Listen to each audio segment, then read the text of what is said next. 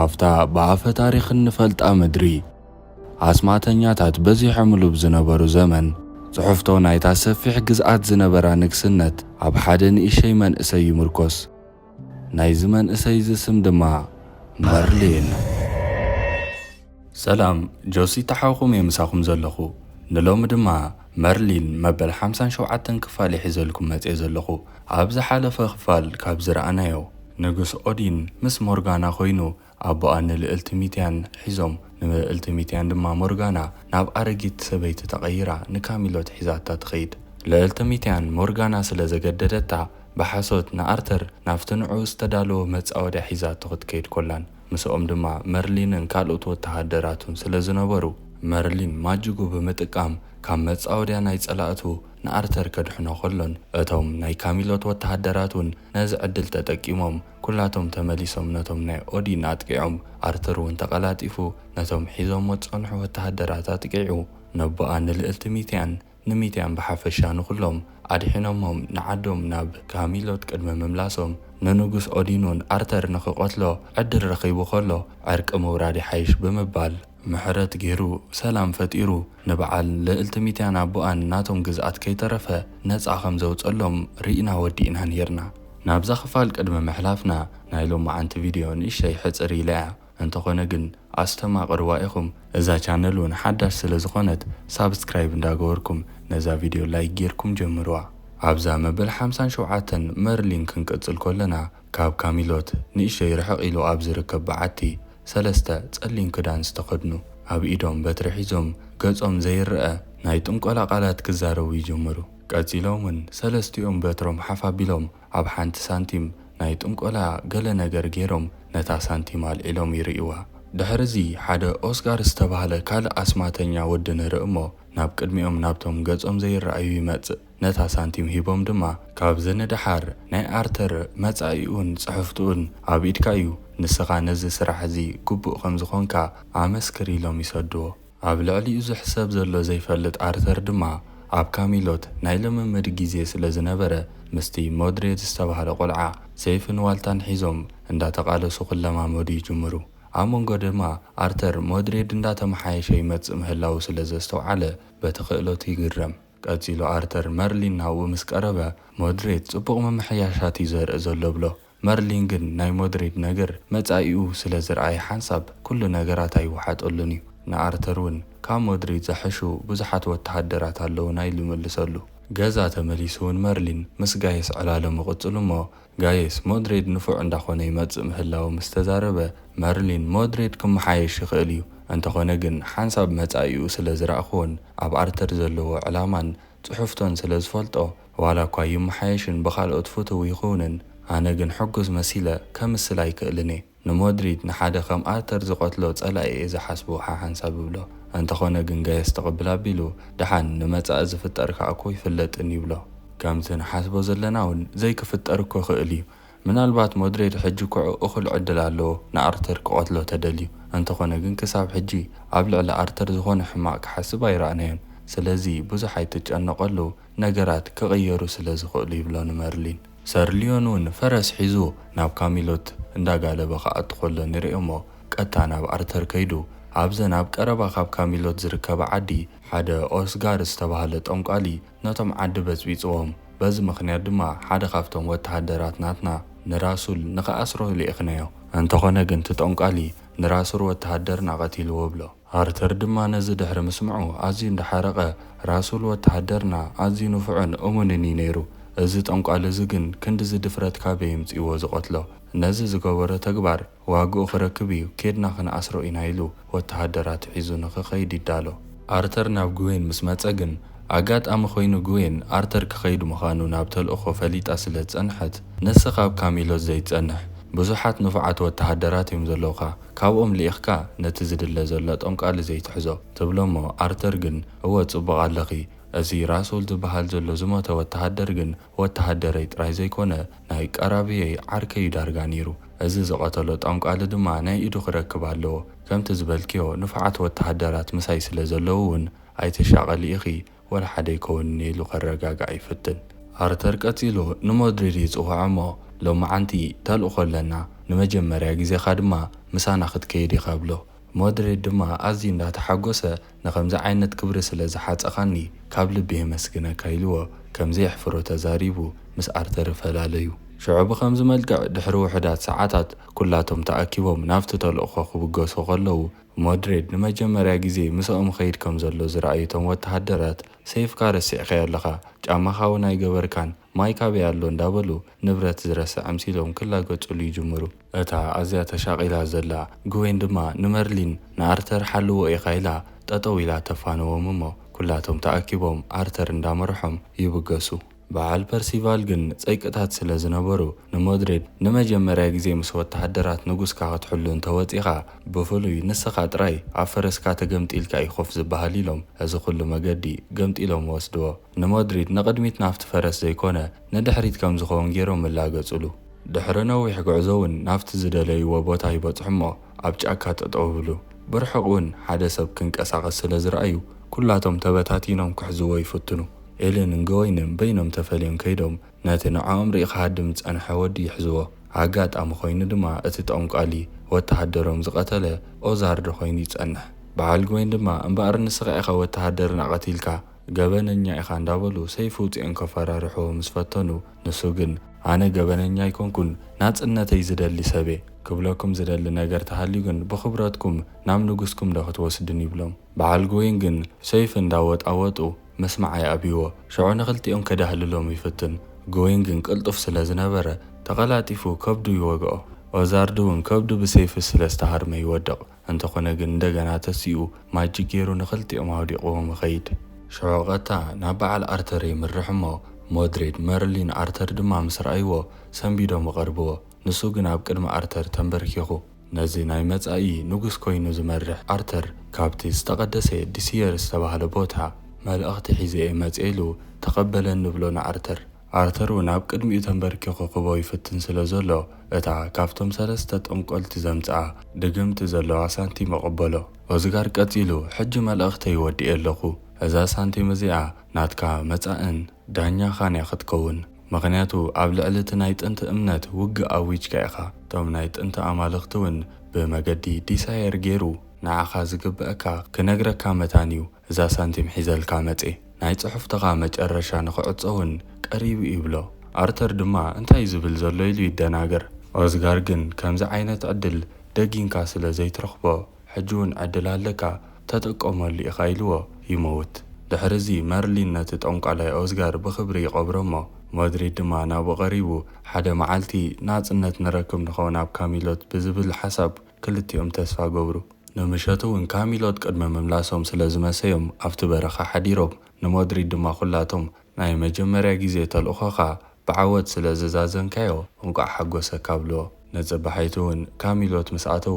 ቀታ ነታ ሳንቲም ናብ ጋየስ ሒዞም መኸይዶም እንታይ ዓይነት ሳንቲም ምዃኑ ሓትዎ። ጋየስ ድማ ገላቢጡ ድሕሪ መርኣዩን መመርማሩን እዚ ሳንቲም እዚ ብርዊ ዝበሃል ስም ዝፍለጥ ኮይኑ እታ ሳንቲምን እቲ ምልክትን ኣፍታ ሳንቲም ዘሎን ኣብቲ ናይ ቀደም ግዜ ኣዝዩ ዝፍራሕ ኮይኑ እቶም ናይ ጥንቲ ኣማልኽ ክኸሱኻ ከለዉ ንፍርዲ መታን ክትቀርብ ዘቕርብዎ ሳንቲም ይብሎም። እዚ ዲሴር ዝበሃል ዘሎ ቦታ ድማ ከም ቤት ፍርዲ ኮይኑ ዘገልግሎም ነቶም ናይ ጥንቲ ኣማልኽቲ ቦታ እዩ። ቀፂሉ እውን ጋየስ እቶም ናይ ጥንቲ ኣማልኽ ዝበሃሉ ዘለዉ ክኸሱኻ ከለዉ ኣሰራርሕኦም ከመይ ምዃኑ ንኣርተር ክገልጸሉ ይጅምር። ናብቲ ዲሳየር ዝተባህለ ቦታ ምስ ከድካ 3 ዘይረኣያ ገፀን ዝተሸፈነ ኣዋልድ ከም ዝጸንሓ እቲ በደለኛ ዝበሃል ዘሎ ሰብ ድማ ኣብ ቅድሚአን ቀሪቡ ፍርዲ ይቕበል። ስለዚ እዚ ኣርተር ኣብ ኢድካ በፂሑ ዘሎ ሳንቲም ምልክቱ ንስኻ ኣብ ቅድሚ ዘን 3 ክትቀርብ ፍርድኻ ንኽትቅበል ዘመላኽት ጉዳይ ኢሉ ይነግሮ። ኣርተር ግን ብዙሕ ስለ ዘይኣምነሉ ከምዚ ዓይነት ነገራት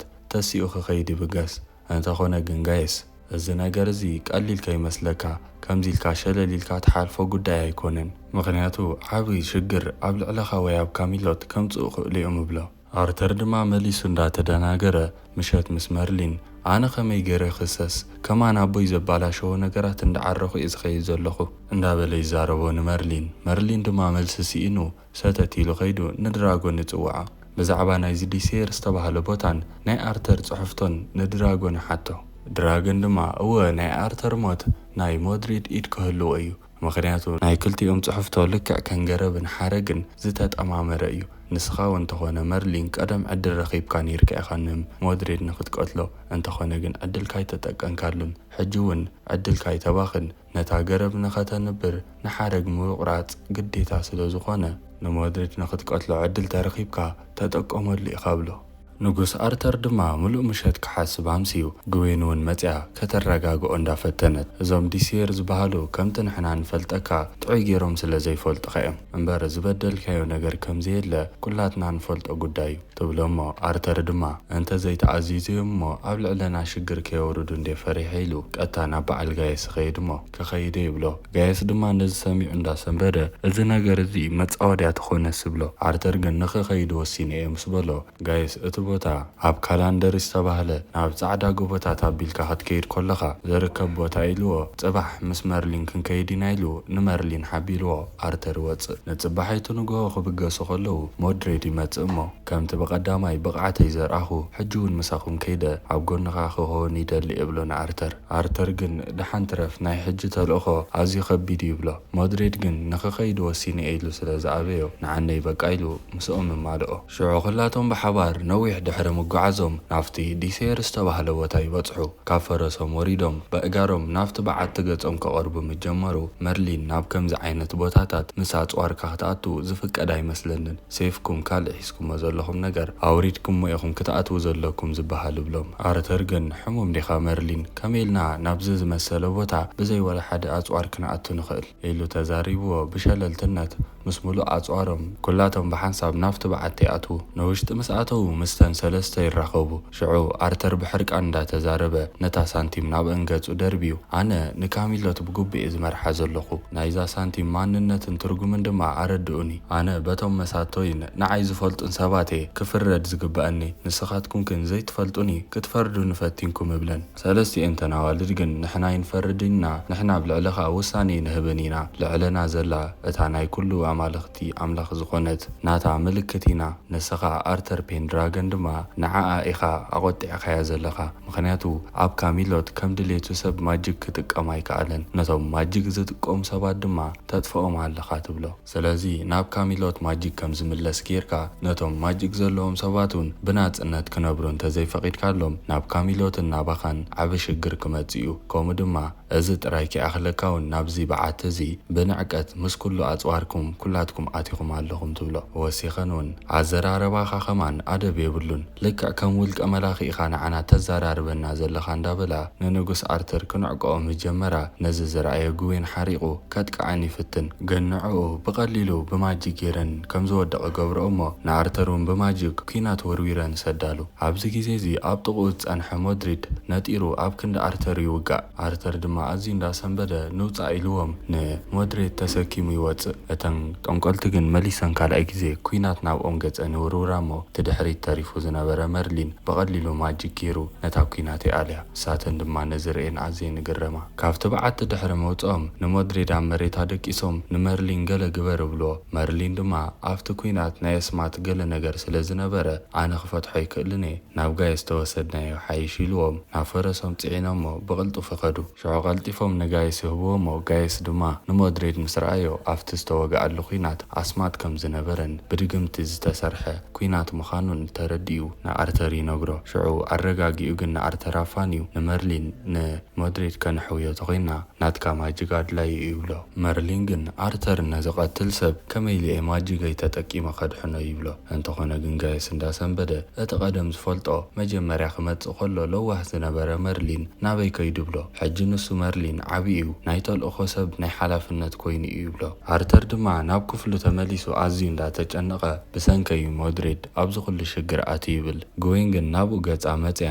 ሞድሬድ ንዓኻ ንኽሕሉ እዩ ምሳኹም ከይዱ ስለዚ ንዓኻ ምክልኻሉ ተልእኹ ይፈጺሙ እንተዘይከላኸለልካ ነይሩ ግን ከምቲ ሕጂ ንሱ ኣብ እንዳጋየስ ደቂሱ ዘሎ ንስኻ ምደቀስካ ስለዚ ሞድሬድ ኣብ ክንደኻ መስዋእቲ እዩ ኮይኑ እምበር ወላ ሓንቲ ዝገበርካዮ ነገር ስኻ የለን ነብስኻ ይትውቀስ ትብሎ ብዙሕ ከይደንጎዩ እውን መርሊንን ጋየስን መፁ እሞ ሞድሬድ ከም ዝመውት ርግጽ ኮይኑ እዩ ምክንያቱ ንሕና ክንፍውሶ ይከኣልናን ኢሎም ነግርዎ ነዚ ነገር እዚ ግን አርተር በቀሊሉ ይተቀበሎምን ነኖ ናብተን ሰለስተ ጠንቆልቲ ኸይደ ምሕረት ንክገብራሉ ዋላ ክልምነን ኢሉ ምስ መርሊን በቲ ጫካ ፈረሱ ሒዙ ናብቲ በዓቲ ኸይድ መርሊን ግን እዚ ትገብሮ ዘለኻ ነገር ቁኑዕ አይመስለንን ግን ሓንሳብ ስለ ዝበልካ ምስማዕ ስለ ዝኣበኸን ምሳኻ ዝኸይድ ዘለኹ ኢሉ ንአርተር ክሕልዎ ምስ ኸይድ ሕጂ አርተር ከኣቱ ከሎ ግን ብስነ ስርዓት ከምቲ ናይ ቅድም ሕጂ ዘይኮነ እቲ ሰይፊ ኣብ መሬት ገዲፉ ንውሽጢ ኣቱሞ ኣብ ቅድሚኤን ተንበርኪኹ ኣብ ዝሓለፈ መዓልታት ኣነን ወተሃደራተይን በጌጋን ብዘይ ቁኑዕ መገድን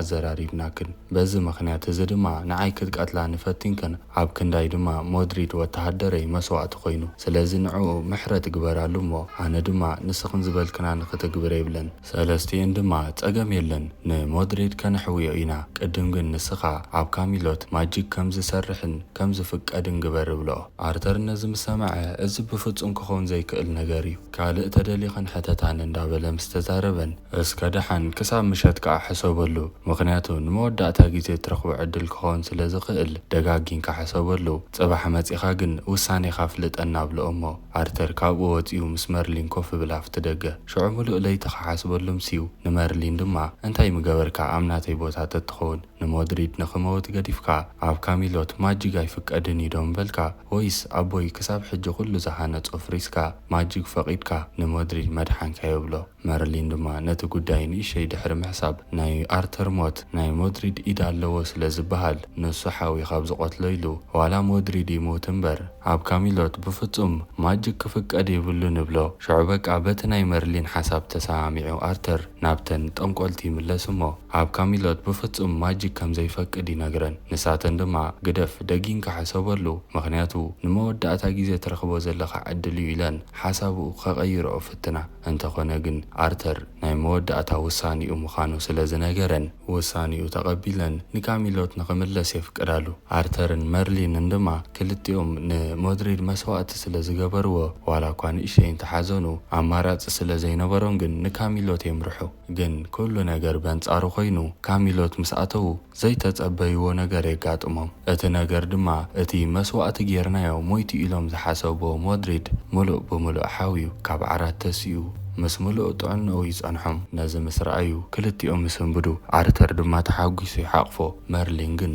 እንታይ ዝፍጠር ዘሎ ኢሉ መሊሱ ክጭነቕ ከሎ ንርኢ ሽዑ ኣብ መወዳእታ ናይዛ ክፋል መርሊንን ጋየስን ንሞድሪድ ምስ አርተር እንዳተፃወተ ብላዕሊ ኮይኖም እንዳረኣዩ መርሊን ከመይ ልኤ ክሳብ ክንዲ ዝደንቂረ እተን ኣብ ዲሴየር ዝነበራ ሰለስተ ጠንቆልቲ እኮ ንአርተር ሕማቕ ከየጓንፈካ ዝበልኦ ንሞድሪድ እዩ ሞድሪድ ስለ ዝቆትሎ ሕጂ ንሞድሪድ ከም ዝሓዊ ዝገበረኦ ምክንያት አርተር ኣስማት ኣይፈቅድን እየ ኣብ ካሚሎት ስለ ዝበለን ከም መቕፃዕቲ ብሞድሪድ ንኸቕትሎ እዩ ማለት እዩ ሕጂ ደኣ ዝገብሮ ነገር የለን ማለት ዲሉ ብውሳኒኡ ንአርተር ዘማኽሮ ኣዝዩ ይጠዓስ አርተርን ሞድሪድን ግን ብሓጎስ እንዳተለማመዱ ነንሕድሕዶም ዝቃተሉ ኸማን ኣይመስሉን እዮም ነይሮም ጉዳይ ኣሻቓሊ እንዳኾነ እዩ ዝመጽእ ዘሎ መርሊን መበል 57 ክፋል ግን ኣብዚ ትውድእ ንሎሚ ግዜ ንእሽተይ ስለ ዝሓፀረኒ ሓፂራትኩም ክትከውን ትኽእል እያ እንተፈቲኹማ ግን ላይክ ግበሩ ኢኹም ነዛ ሓዳሽ ቻነል እውን ሳብስክራይብ እንዳግበርና ንዕብያ ክሳብ ሕጂ መርሊን እንዳተኸታተልኩማ ብፍላይ ድማ ኣብዚ ሓዳሽ ቻነል ሳብስክራይብ ዘይገበርኩም ሰባት ተሃሊኹም